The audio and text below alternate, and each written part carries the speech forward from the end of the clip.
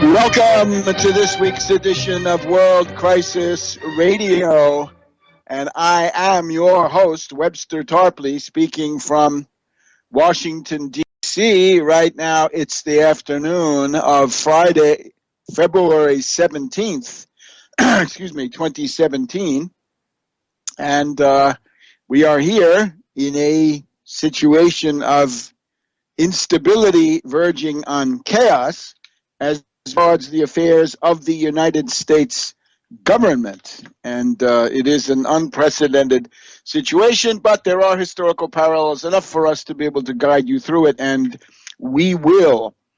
I think we have to start off with some organizing news, right? The main thing is not just to know about what's happening, but to do something about it.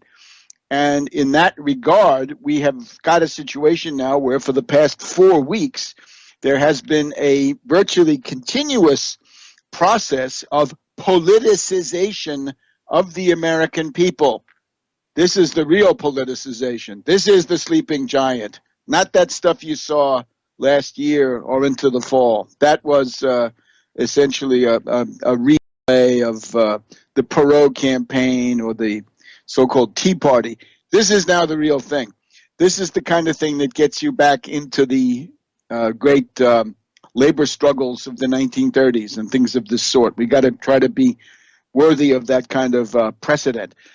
So what we're dealing with is a process of continuous demonstrations, the politicization of people, and they come out and say so, right? They've been sleeping their ideological slumbers. They've been resigned. They've been passive. They've been full of inertia, despair, hopelessness. But somehow it's changed. And now with the coming of springtime, you're going to see, I think, some pretty significant expressions, right? This is all democratic expression, all peaceful, all nonviolent, and all covered by the First Amendment, despite the attempts of the reactionary Republicans to come along and say, no, it's somehow illegit. I would actually preface this entire thing, a very interesting remark, a person that I don't agree with on much of anything, but I think this was a worthwhile observation. This is this woman, Masha Gessen, and she's from Russia, and she got out of Russia, and she's over here, and her story is to tell how bad Putin is and how oppressive, and I'm sure she has a couple of points, although I don't agree with her overall view. But her comment that I think is worth bearing in mind, she says she has been astounded by the speed and the self-organizing of the protest movement that we've seen over the last 4 weeks, starting primarily on the day of the inauguration, but really the day after the inauguration, the Women's March. And now we've also got demonstrations every Tuesday. We've got demonstrations going on in response to the immigration and refugee ban at various airports, especially JFK, Los Angeles, Dulles here in Virginia. This organized itself. Don't come and say this was the hand of Soros. That's a bad joke.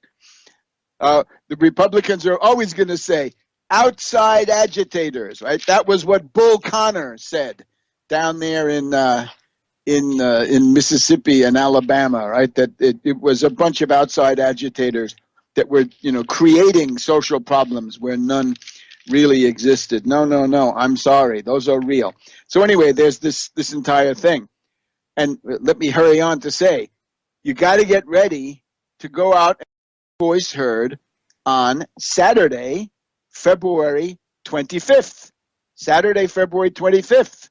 This is a demonstration called by essentially the Democratic leadership in the Senate, by Schumer, by Bernie Sanders, and by others. I think Pelosi is calling for it too, so put it in the House.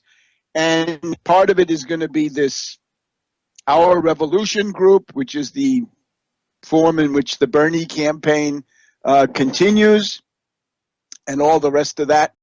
But it's going on. So you want to be part of it.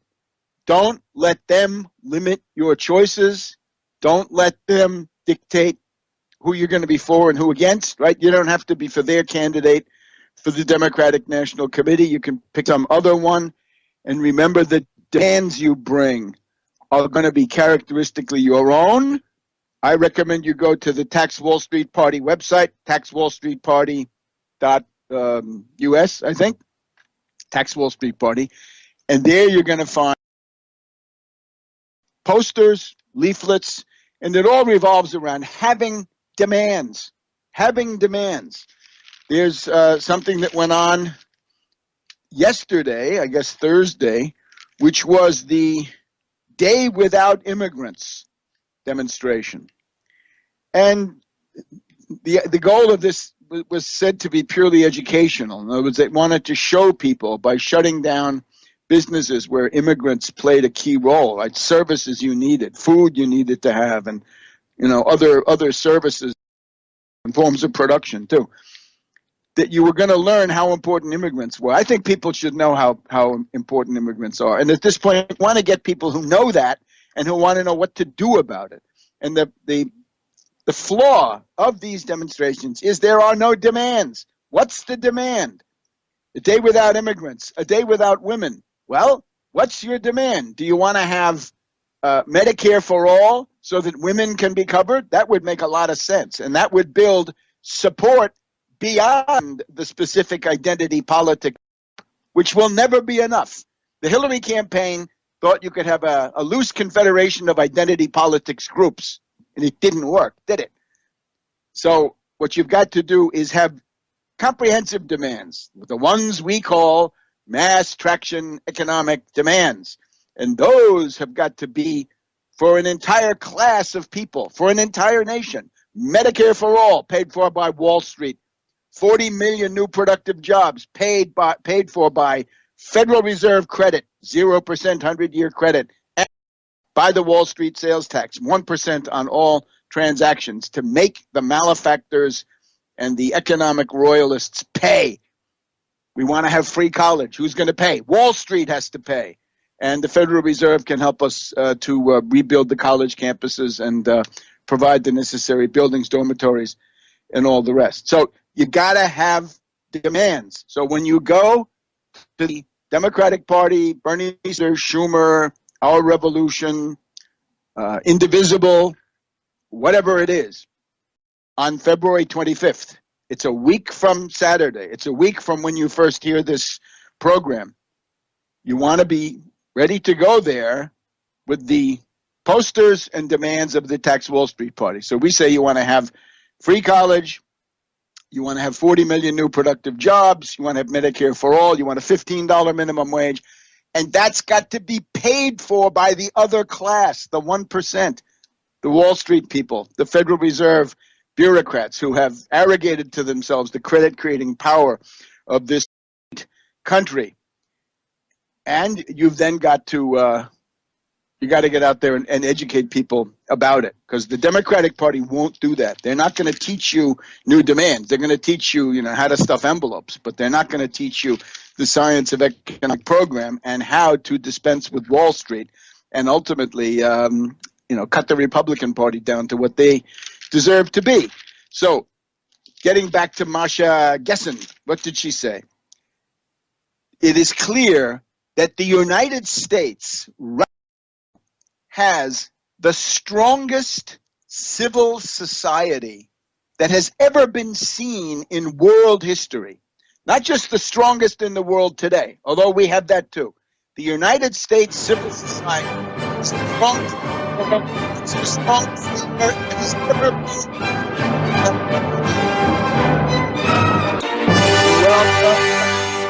Welcome to World Crisis Radio. It's our second segment here in this program, recorded on the afternoon of February 17th, 2017.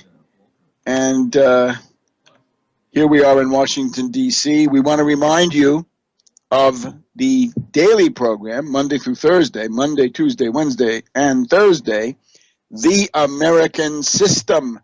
This is a 1-hour program, keeps up with the news, quite timely. And I'll be referring back to some of the programs in the course of this exposition here today, because we can't cover everything in what amounts to 80 minutes on a weekend.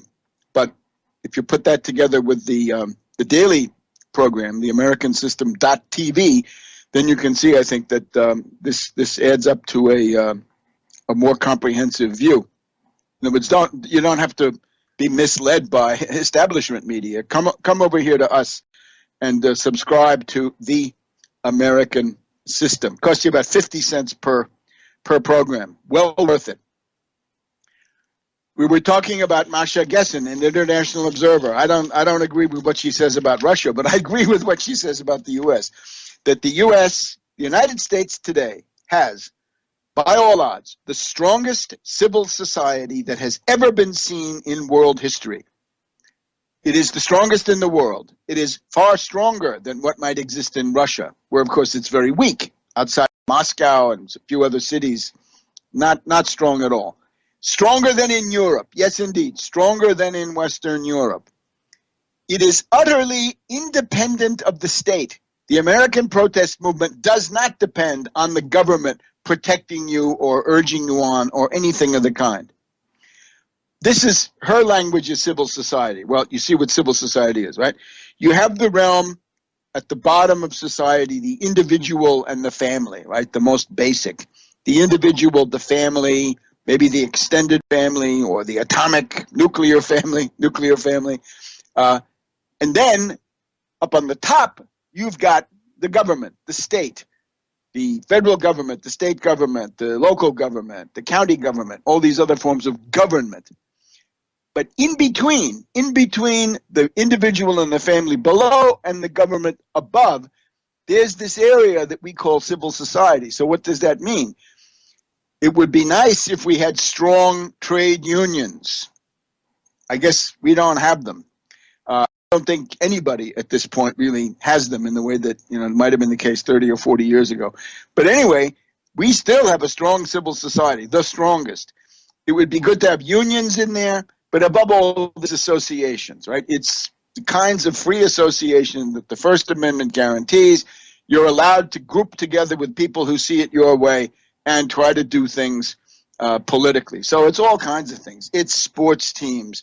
It's corporations. It's the world of business. It's the world of economic. But above all, it's a voluntary association. As I always say, the United States is the land of the mass movements. We are the classic land of the mass movements. Which ones? Anti-Vietnam War, student movement, anti-Iraq War, anti-Bush, anti-discrimination, right? The civil rights movement, of course, really one of the most important ones. So when you go from the labor struggles of the 30s to the civil rights movement of the 50s and the kinds of things that we're seeing around us today, this is now being reborn. It has been absent for a while. We've been in eclipse, to be sure. And ironically, it is the current tenant of the White House who has triggered a repoliticization, and this reaches into other countries. We're reading, and I'll get back to this in a minute, we're reading about people gravitating to the social democratic candidate for Chancellor of Germany, Schultz. Again, not anybody that I endorse. I'm not endorsing him. But what I'm saying is he's benefiting from a genuinely organic and spontaneous phenomenon, which is the repoliticization of German society as a result of the challenge to Western values, which is now being created by the newly arrived executive here. So this is a worldwide phenomenon. It could be a springtime of nations, not some fake thing like the Arab Spring, but a springtime of nations in a real sense with political renewal. But again, ideas are what is required, programmatic ideas, what to do. Because the mass strike is this wonderful tide, and it comes in, and it reaches high tide. But then at a certain point, it's going to go out again. What's going to be left on the beach? What has to be left on the beach are new institutions or reforms of institutions, permanent gains, permanent legislation, permanent conquests, like something like the Franklin D. Roosevelt Economic Bill of Rights of January 1944, right? Set your sights high, go for real things, an economic recovery, a new impetus to the world economy, the space program, the biomedical research program, the high energy physics program, fusion energy, all of these things. That's what this kind of ferment can actually bring about, right? As Shelley writes in his Defense of Poetry, these are the times when people are capable of receiving and imparting profound conceptions about mankind and nature. This is the time to get moving. So it's time to cultivate intellectual life, program.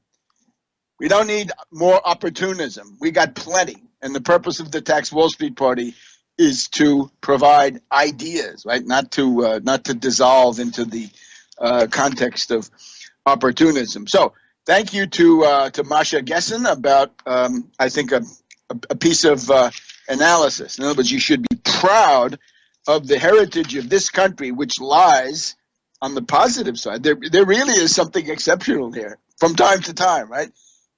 You got to go out and fight for it, right? Exceptionalism has to be proven every day. You go into the marketplace, right? You want to be exceptional, so do something exceptional. And that's got to be every day. But it would be the land of the mass movements, right? This is New Deal America.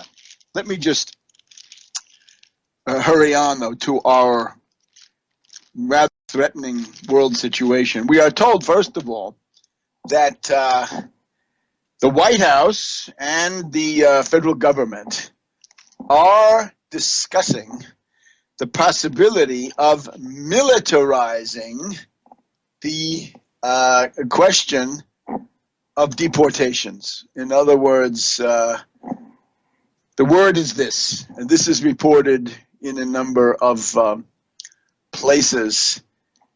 We're told by the New York Post, Trump team. Welcome back to World Crisis Radio. So, on the alarming side of the ledger, we have a number of quite alarming developments. And first of all, the Department of Homeland Security, according to Associated Press, Department of Homeland Security has considered using the National Guard for what are described as immigration roundups, that is to say, for raids, for mass deportations. We told you this was a possibility, right? Nacht und Nebel, night and fog, right? This was practically a genre back in the 1930s and 1940s. And the Nacht und Nebel was the knock on the door in the middle of the night, people dragged out, children crying, women screaming, and then taken to the railhead where there's a boxcar or something waiting. Probably today a bus. I don't know how they can consider this, right? They apparently this is considered such a hot potato that poor Sean Spicer had to come running into the press room when this AP story hit. And it's an AP story that was taken up again. New York Post, Trump team considers deploying National Guard for immigrant roundup. Now, New York Post, reactionary. CNBC, Trump administration denies it's considering using the National Guard to round up unauthorized immigrants. But you see what the problem is. There was another report that the Department of Homeland Security had been discussing this precise question or issue, if it is an issue, today, in the course of today. So the idea, oh no, we would never dream of doing that, that I'm afraid is out of the picture. Now, would it be simply a border issue, right? This might be a cover story.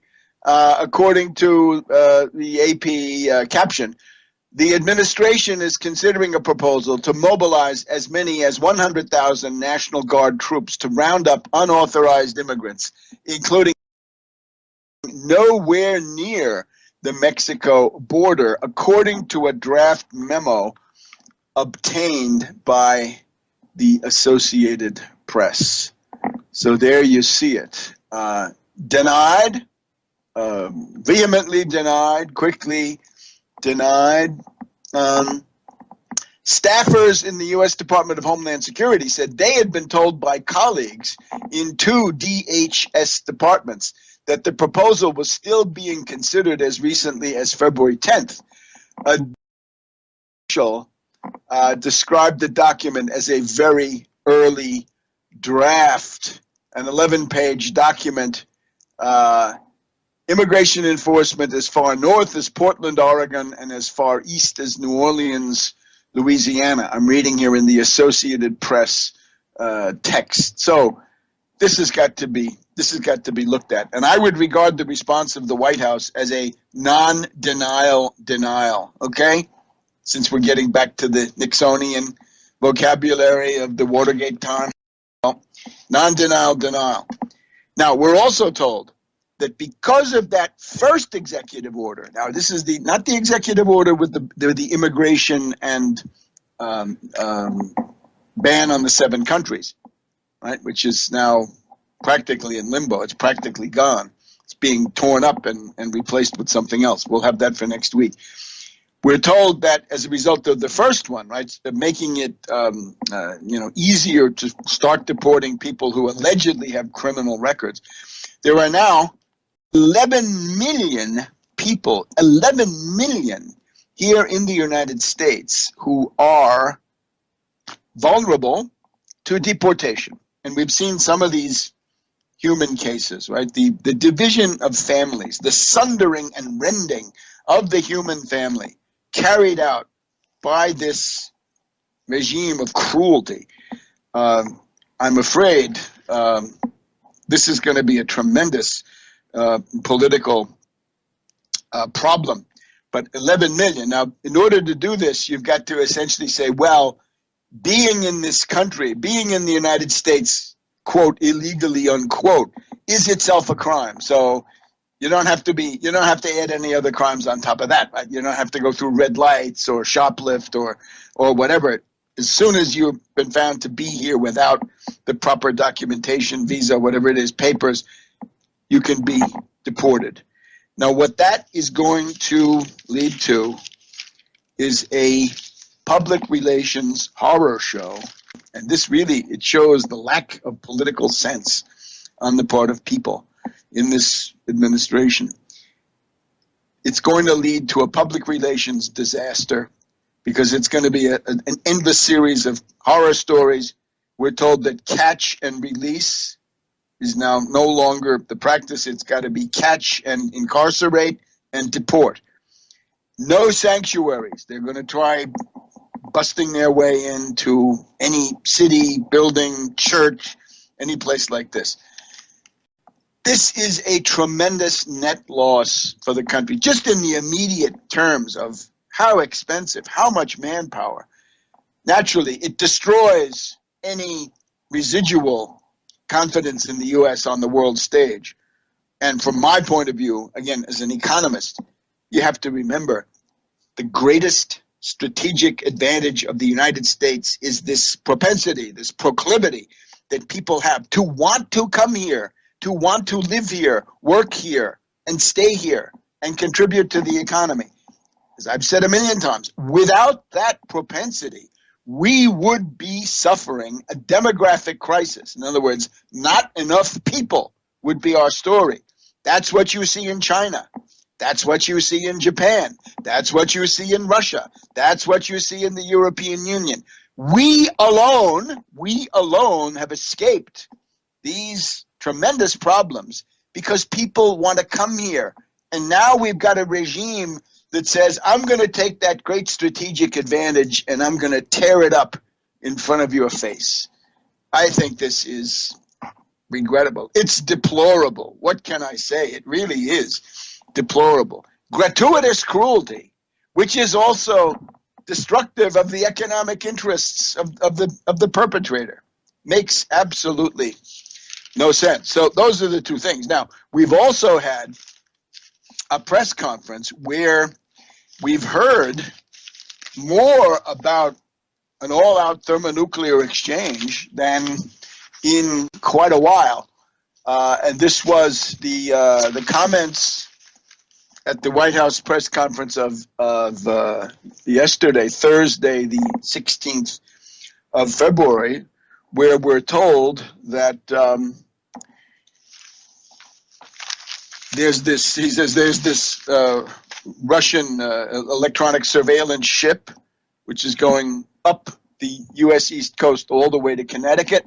Many say that that's designed to plug the gap left by shutting down the Russian facility on the eastern shore and pushing out the 35 specialists, diplomats, whatever they were, that has created a gap in their coverage, and they've got to come in with the ship now more obviously than before in order to maintain continuity of coverage, right, of eavesdropping and all that. Everybody does this. It's not a big deal. But look at the specificity, right? There's a backstory, which is quite fascinating.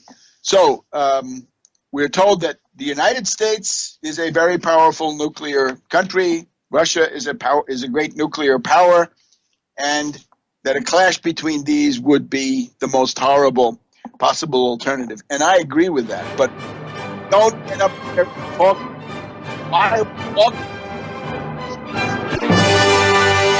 Welcome back to World Crisis Radio. Now, the press conference of Thursday, variously described as an enraged monologue, a kind of tormented soliloquy in some ways. Others call it a stream of consciousness, a series of free associations, always returning to certain themes, right? The 306 electoral votes, the alleged landslide. There was the misinterpretation of a question about anti-Semitism, which was a general question and not ad hominem, but was interpreted as ad hominem. We're told that the current administration inherited a mess, that reports of chaos are not accurate. Well, that what you're seeing is the action of a fine-tuned machine, a well-oiled machine. We've had the case of a four-star U.S. general speaking publicly, current serving general, sitting general, who put forward a call saying that he wanted to see more order, less chaos, greater continuity, greater stability in the government in Washington because the United States is at war. And you've got to remember, all of these shenanigans and phonetications come against the backdrop of a real shooting war, actually two of them, not large scale at this point, but could be at any moment, so that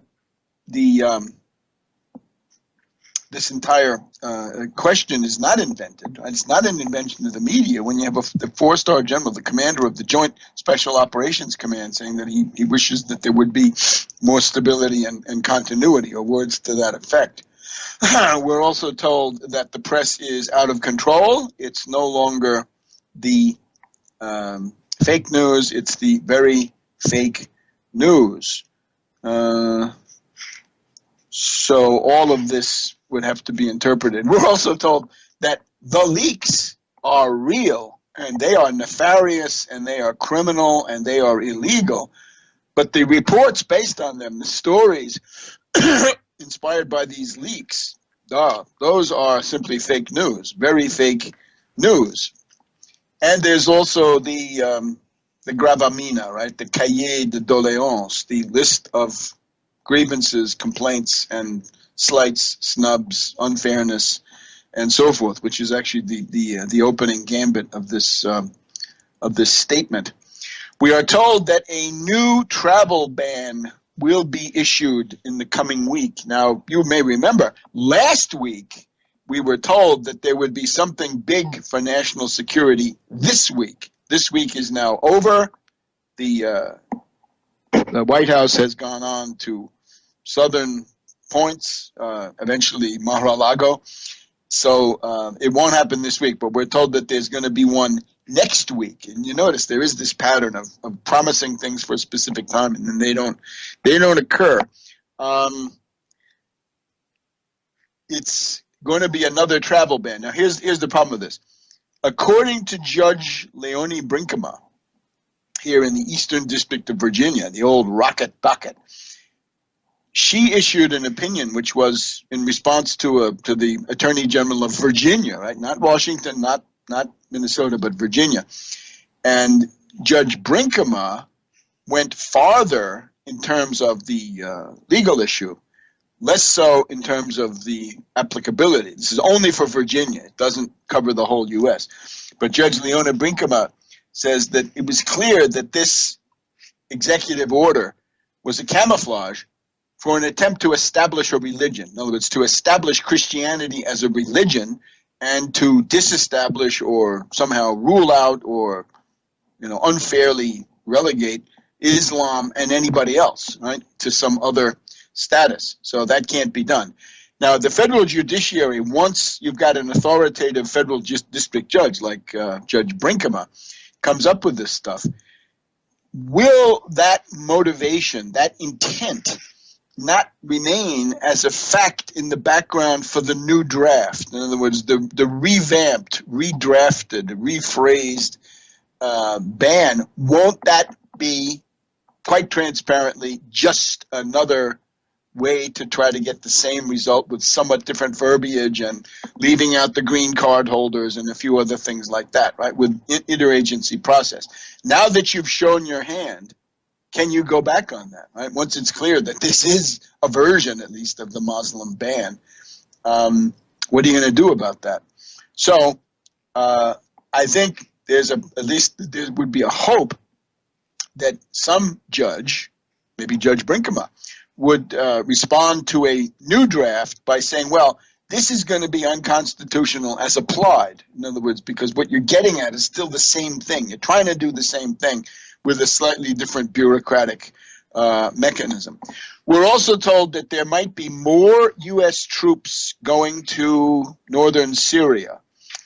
And we do not have a knee-jerk rejection of that, right? We're not always against that. But right now, this whole thing does not inspire confidence. I'm afraid we'd have to say that General Kelly at the Department of Homeland Security he hasn't been any kind of profile in courage in terms of standing up for the Constitution or human decency or anything like that. He seems to do pretty much follows orders. And then we've got General Mattis. And when Mattis has been in Europe now the last couple of days, he gets up there and says, I'm warning you, European NATO members, that you've got to pay your fair share. Otherwise, we may moderate our commitment. This is absolutely unacceptable. This is the dumbest thing I've ever heard. That's not the way you do it. You don't do that in public. You approach this very carefully in private, and you try to point out, the pressures of the U.S. Congress, the problems of the U.S. budget and economy, and you make what amounts to a solid appeal to people that they've got to change their funding levels. They got to improve them. But to get up there and say, as we've heard, right, that in the moment of need, we may not be there for you, if that's what it comes to, because it might. That is really foolish. And the idea was that Mattis and Kelly were supposed to be these towering figures of maturity and experience and moderation, and that they would put the brakes on impulsive policies. I'm sorry, I don't see it. It just doesn't seem to add up. We've also got Tillerson at the G20. That's another multilateral organization that, of course, the cabal there hates, the ones who don't like any multilateral organizations, everything bilateral at most. And you've also got, Mattis had been in Brussels for the NATO.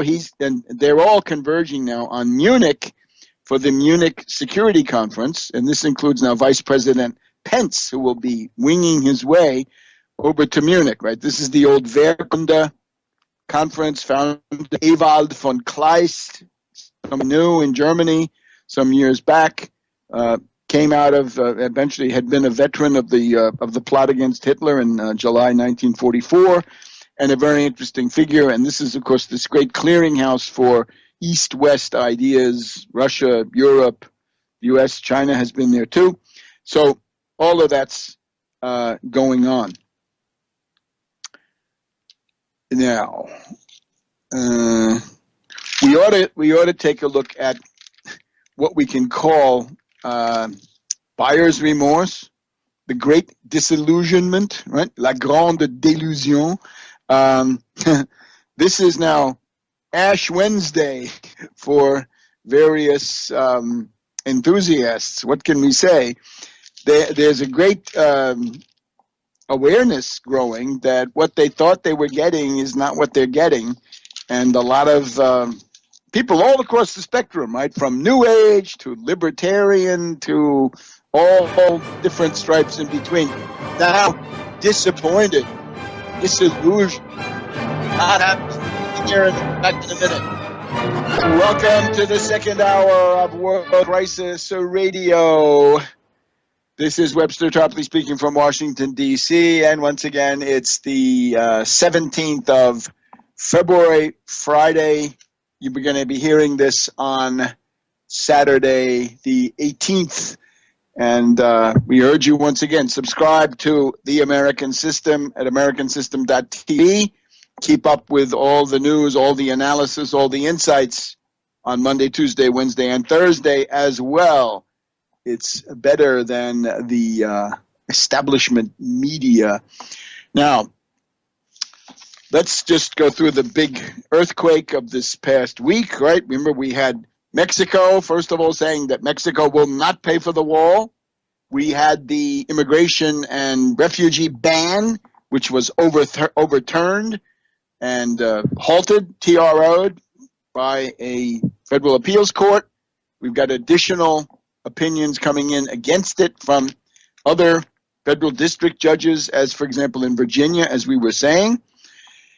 And now we've had the ouster of General Michael Flynn, the disgruntled former head of the Defense Intelligence Agency, right, who had been fired by Obama and who really never got over that, and somebody who has been using all kinds of unorthodox news sources, right, somebody who was somehow in the world of the marginal news reports.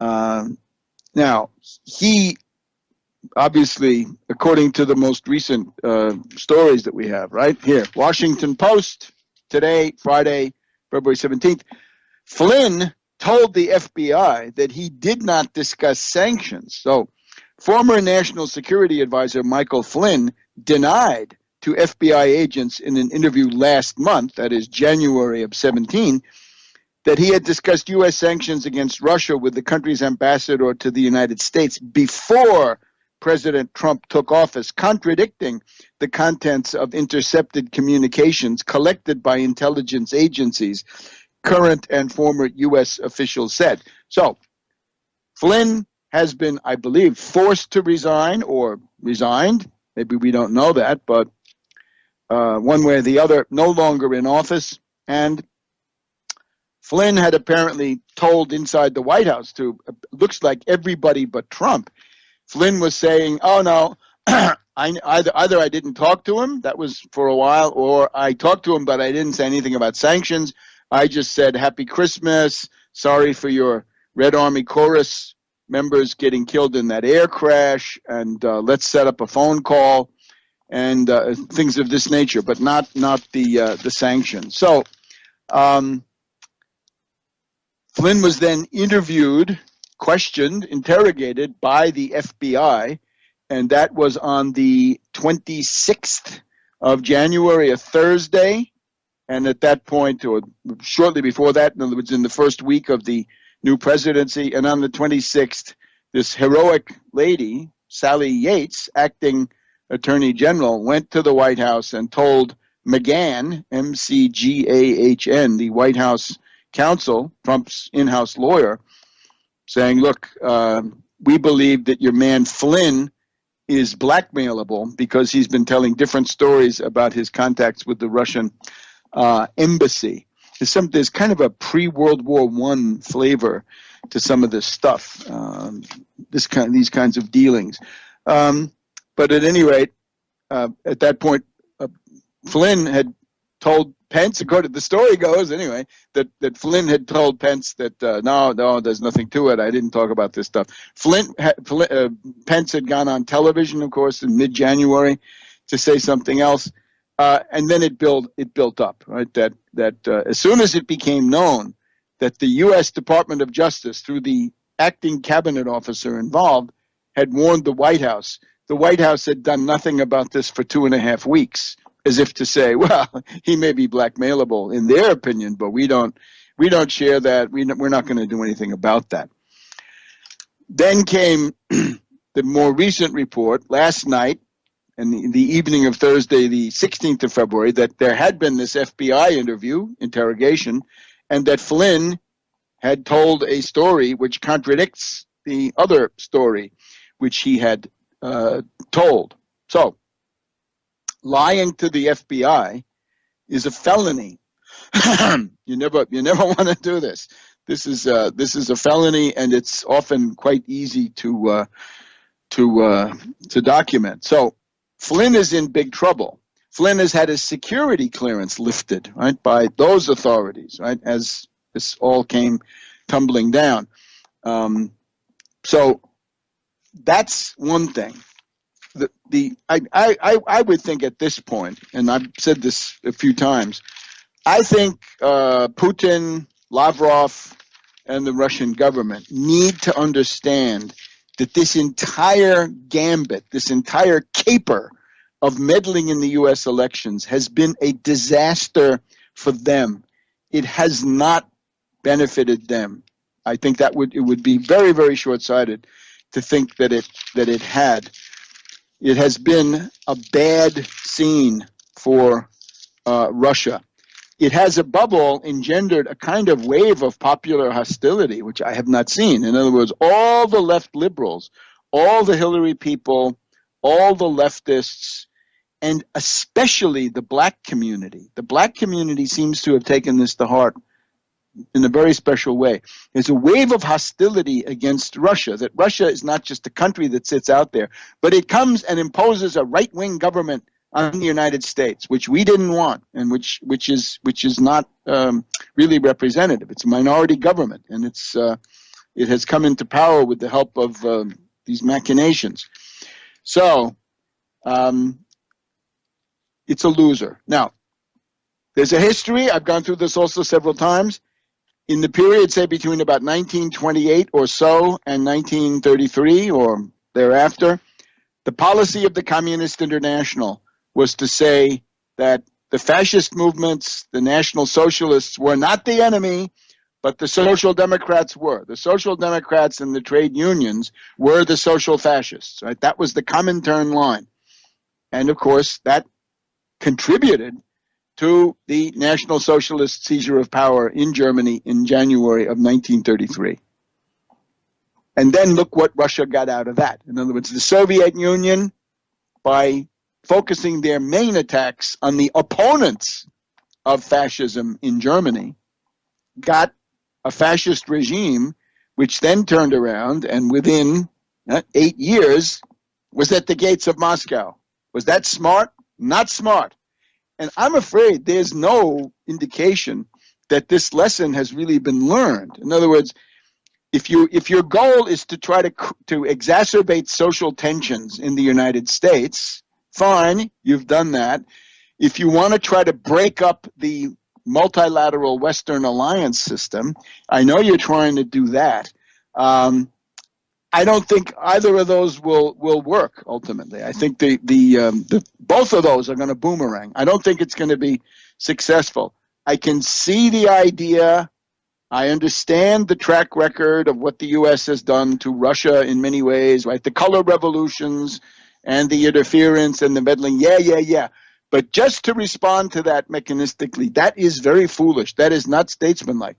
Why don't we finally get down to business and say, NATO, the US, the British, and the West are going to give up on these color revolutions, and Russia is going to quit the field of hybrid warfare, cyber warfare, and all these things. In other words, that one commentator is saying that, the big disadvantage of Russia is that they couldn't gin up a lot of enthusiasm for their side, right? Because they're not cool, they're not telegenic. But now with the social media, right, operating behind screens, behind fake names, and so forth, you can do the backlash stuff, right? You can generate bad publicity for certain politicians in the West. The most recent, I think, is this guy Macron, Macron, Macron, presidential candidate in France, and his people are saying that Russia is targeting him because he's pro-Europe, and they don't like that. And, of course, that you don't have to even mention it, that Russia is now fully supporting this awful Marine Le Pen. So if you insist on supporting people like that with those anti-immigrant policies, I think this is, you're going to get a backlash, right? Because you're going to be known for the company you keep. So France has now warned Russia, stay out, or anybody else, but by name, Russia. So I think that, it indicates that there has been this pattern of interference. So Marine Le Pen, not a good future for France. Now, these other people also not exactly great, but it's the meddling that has to stop. Back in a minute on World Crisis Radio. Welcome back to World Crisis Radio. We got to move ahead now. So much to cover, so little time. The main bilateral issues right now with Russia include the buzzing of a U.S. ship in the Black Sea, right? Sort of a Crazy Ivan airborne in the Black Sea. That's the buzzing. There's also, as we said, the spy ship off the Delmarva. It got up to Connecticut. It may come back. That's apparently to plug the gap left by the 35 people and the facility shut down on the eastern shore, Delmarva. There's also the SSC-8, a cruise missile which qualifies as a Euro missile and therefore is banned under the INF, Intermediate Range Nuclear Forces, or Euro Missiles Treaty. Those are serious matters. The more you look at this, the more you say, you better get yourself some pretty good anti-missile defense, right? Some ABM defense is going to come in real handy. And this goes all the way from North Korea to the Middle East, whatever you want, right? That you can't just sit there and wait for the incoming missiles, right? You got to be able to put up the shield. However, on the positive side, we do have a meeting of the head of the U.S. Joint Chiefs of Staff, General Dunford, with General Gerasimov, the head of the Russian General Staff. So they're meeting out there in Central Asia. Now, let me also just point out, I notice now that some of these left liberals are trying to tell us that the real heroes of Russia are Navalny, apparently trying to run for president but burdened by various actions against him, or Khodorkovsky, the oligarch who spent 10 years in prison in Siberia. These people are not viable. This is not the basis of a policy, right? You got to have learned something from this, right? The whole point is that if you put all your eggs in the Navalny, Khodorkovsky, and related basket, if you go around making these allegations about journalists who have died without really having very much proof, there's a blind alley. There's got to be a constructive basis. And again, the international treaty to ban color revolutions and to ban hybrid warfare. Now, in the meantime, we have a famous Russian senator, Alexei Pushkov, and he says in Moscow that Donald Trump and senior figures in his administration are not on the same page, that Mattis and Tillerson are saying different things. Trump, and here's a tweet from Pushkov, Trump hopes Mattis thinks in vain that he can put pressure from a position of strength.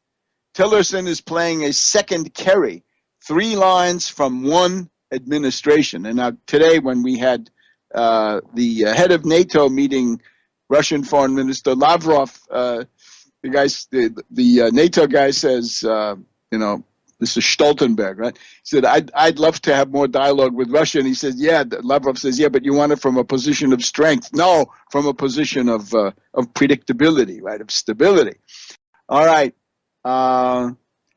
Tillerson and company are over there to reassure, and I hope they succeed, because you do not want to see the precipitous collapse of these institutions. They are there for a reason.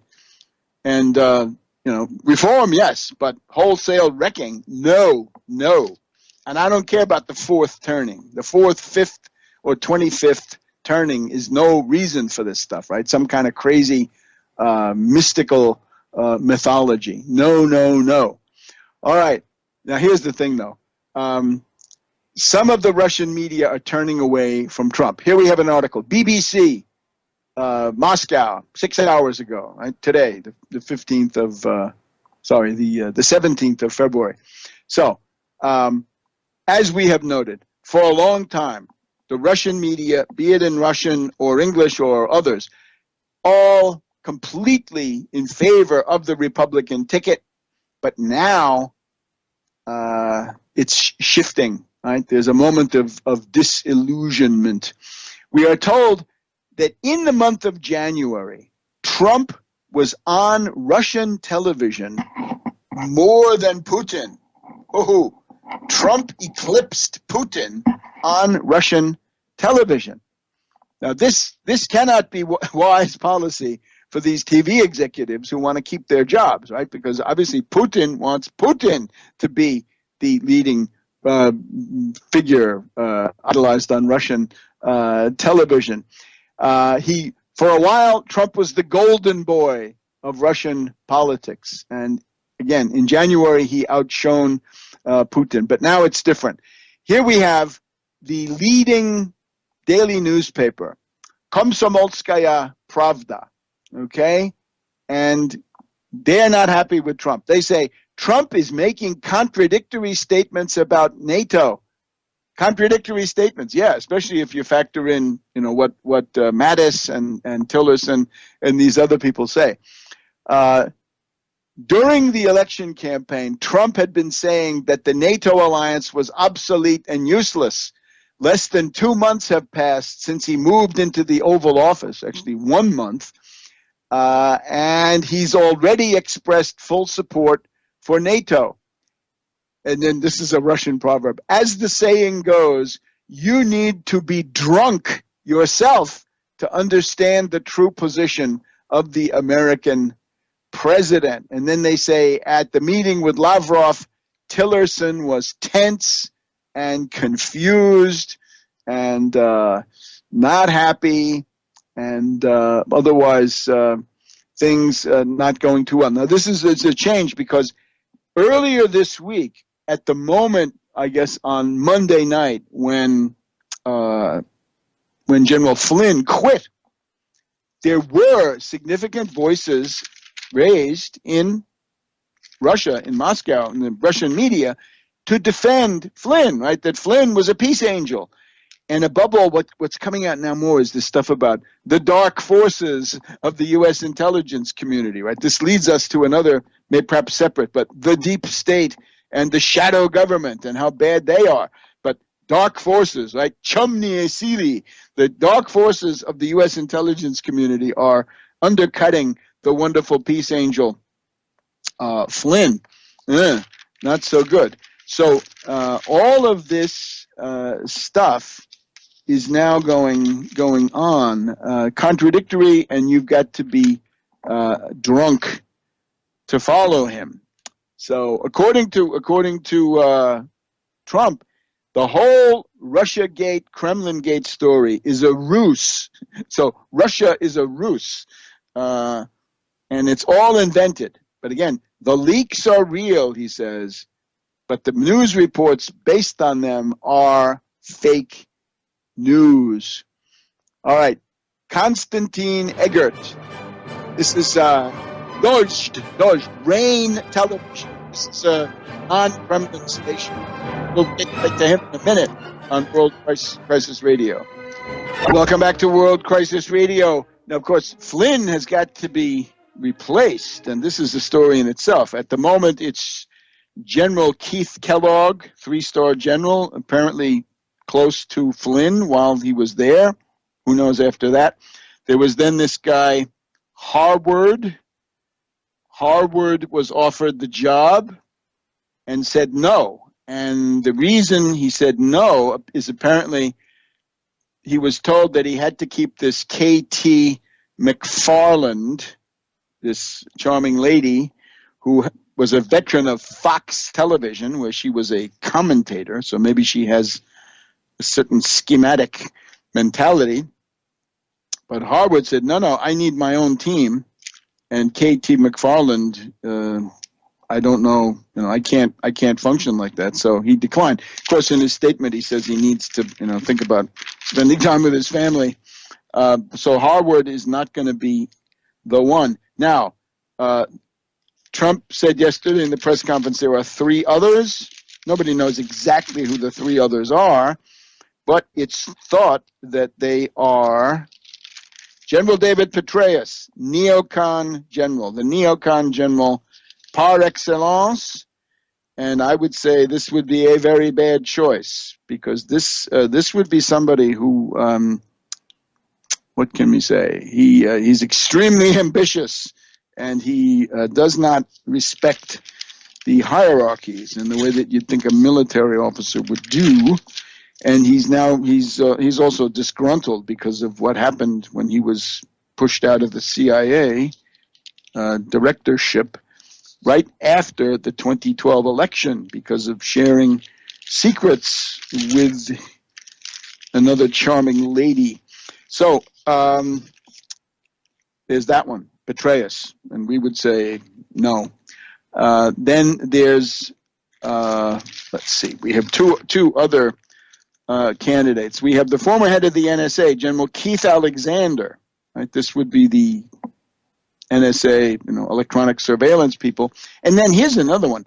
This is really interesting. James Jones is a former 4-star Marine general, I think, who was the head of the National Security Council for Bill Clinton 25 years ago. That is in early 1993, 24 years.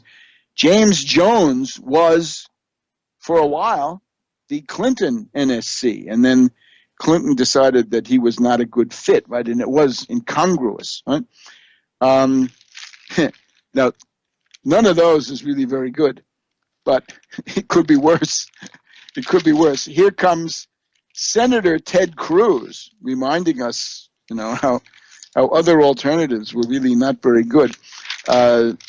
Senator Ted Cruz is proposing former UN ambassador John Bolton. Bolton he wants as the head of the National Security Council. And, of course, John Bolton represents that, he's in the orbit of the Islamophobia network. In other words, this is somebody who has been, an opponent of the multilateral international organizations, above all, the United Nations, right? So if you keep to this rule of, you put the Secretary of Labor should be anti-labor and the Secretary of Education should be anti-public education and on, and the EPA guy should be anti-environmentalist. Well, in this case, you'd be putting in, an international diplomat who would be opposed to the current regime of international bilateral organizations. Right? That's what he did when he was at the UN. So we have to just get back, though, to this story, right, about the cooling of the climate of opinion in Russia. Apparently, not too happy with the results, and I have to make some bitter remarks here. You're gonna regret this more and more as time goes on, and in the meantime, we are stuck with the result. And I know that was part of the idea, right? I think they began to have delusions of tremendous success, that they would actually get policies they wanted. You were never going to get that. What you do have is something that has caused tremendous disruption in the U.S. government, but you're going to find out that's not worth having. In other words, it's not going to be a net gain. So you have to be drunk to organize, to recognize the true position of the current White House. So here we have Nezavisimaya Gazeta, Nezavisimaya, independent, Nezavisimaya Gazeta, the independent newspaper, Moscow. This is not exactly Kremlin, right? But it's an establishment of its own. They warn against excessive Trumpophilia. Don't go overboard with the Trumpophilia, guys, say the editors of Nezavisimaya Gazeta. Every step he takes, particularly any concessions to Russia, will be examined under a microscope.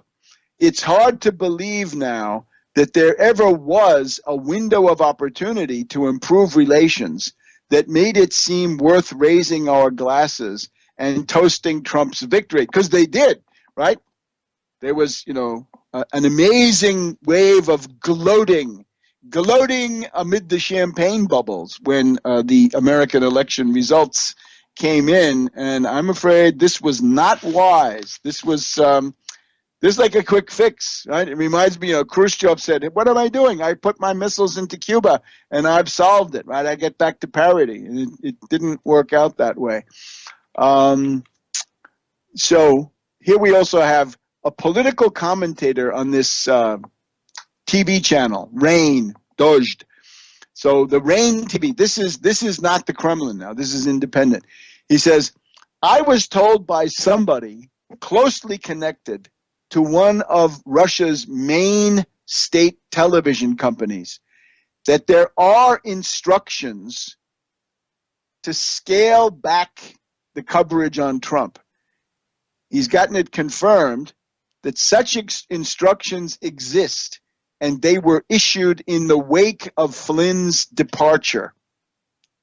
There are reports that state television in Russia has been instructed to scale back its coverage of the U.S. president. The Kremlin has dismissed these as rumors. Right? That's the BBC. Let's get back to Konstantin Egert. As far as I know, the idea is not so much to present him in a negative light, but to scale down the coverage and of the United States in general. Inevitably, I think there's going to be a scaling down of positive coverage of Trump. The Kremlin's idea is to reduce expectations from this much anticipated détente between Moscow and Washington. Putin's spokesman, and I guess that's Peskov, and we've heard about Peskov, right? Peskov quite possibly knowing a lot about the meddling. Peskov,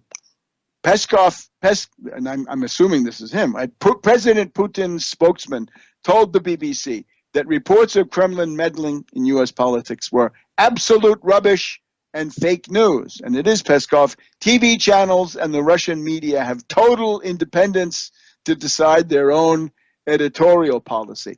I think in terms of print media, that may be accurate, but television, different story. I don't think that's accurate. I asked him whether he thought it was odd that Russian TV channels appeared to have reduced their coverage of Mr. Trump. To be honest, he says, to be honest, we don't study so closely the proportions in which different stories are reported. So no more cigars and champagne. Ash Wednesday has come. We'll be back in a minute on World Crisis Radio.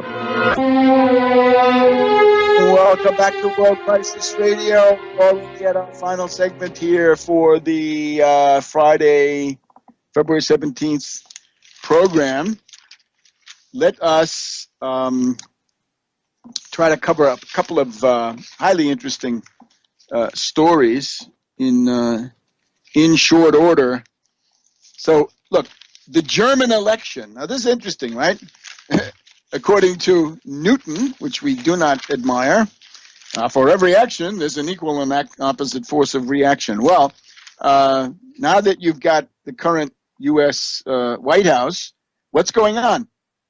the effect in Germany is a resurgence of the leftists. I think that's also true here in the United States. I think that's going to be true more or less worldwide, that we've gone through an ideological watershed.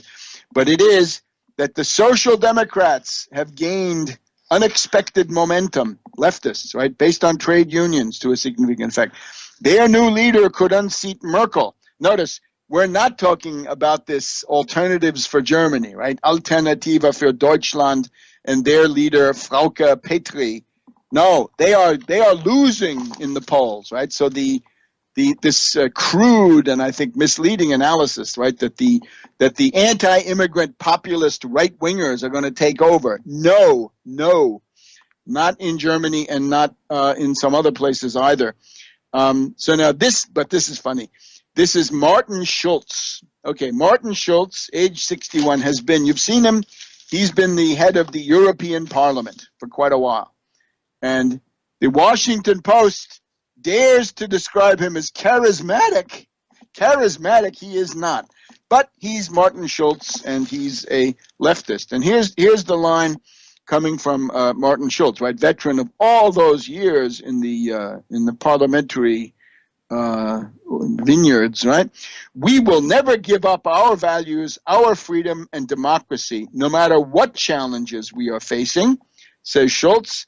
That a U.S. president wants to put up walls, is thinking aloud about torture, attacks women and religious communities and minorities, people with handicaps, artists and intellectuals with brazen and dangerous comments is a breach of taboo that's unbearable.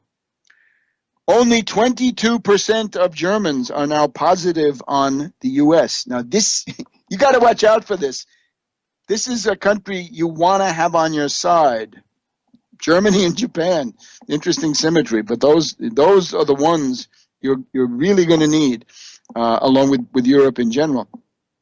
So the SPD, right, the leftists, center left, slightly left of center, have pulled ahead of the CDU-CSU in opinion polls for the first time in 6 years. So people are saying, you got to go back to the time of the Iraq War, right? There we have Gerhard Schröder, who didn't like George W. Bush, didn't like the Iraq War above all. Here we go. Schultz has provided a new impulse for people who were waiting to coming back to the Social Democrats, the SPD. The new American president has politicized the German public, making them more active and more aware. Yes, and that's what's happening here too. Maybe more here, right? Because we had 5.5 million people in the streets. So alternatives for Germany have fallen in the polls, and we have then individual people saying that they don't like the line coming out of Washington. They don't like those precedents, and the foreign minister is now this guy Sigmar Gabriel, right? He was vice chancellor, I guess. This is what can you call him? Kanalarbeiter, right? The Kanalarbeiter are this sort of traditional multi-decade right-wing faction of the Social Democrats, and they were having a hard time because they're in a grand coalition with Merkel. So how are they different? So they have to be able to do that. Now let me also point out, right, the Beppe Grillo party is in bad shape. The Beppe Grillo people are afraid that if their government in the city of Rome collapses, that will be the end of them. And we've even had in the past week, Beppe Grillo himself has talked about quitting. Beppe Grillo has talked about dropping out. He's had enough.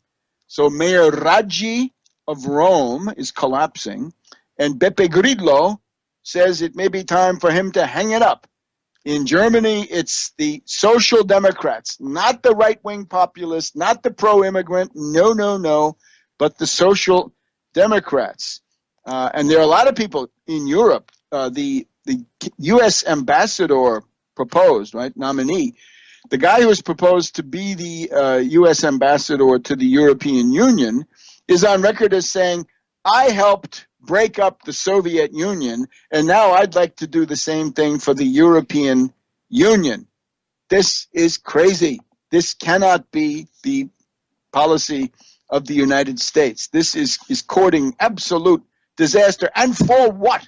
To obviously to act out the ideological propensities of one very unkempt member of the White House over there.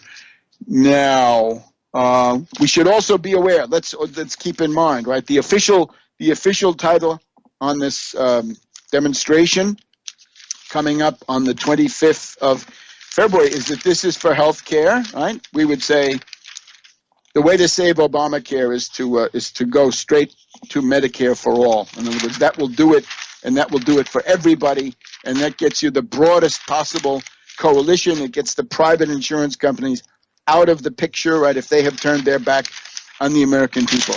Now, what we have here is, as people have seen, right, that Secretary Price, the new Secretary of Health and Human Services with this huge budget, is saying that he's not gonna withhold your tax refund if you didn't buy insurance.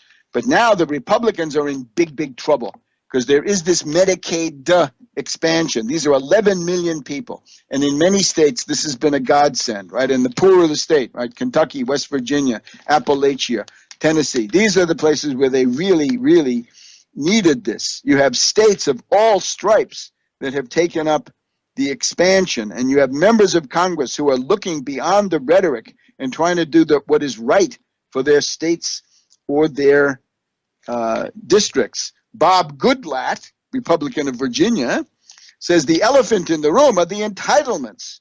And Ryan says, it's going to be a balancing act. We want to advance the principle of federalism by giving states more control over Medicaid so they can have innovative reforms. Innovative reforms means you're stripped of your coverage. That's what that boils down to. But I think here, this is really interesting. We have a nominee now. This is a nominee to be the head of Medicare and Medicaid services, okay? This is a $1 trillion budget. She's a healthcare consultant, Seema Verma, S-E-E-M-A-V-E-R-M-A. She's supposed to become the head of the Centers for Medicare and Medicaid Services, $1 trillion budget. In the hearing, we have Dean Heller. Now, this is a Republican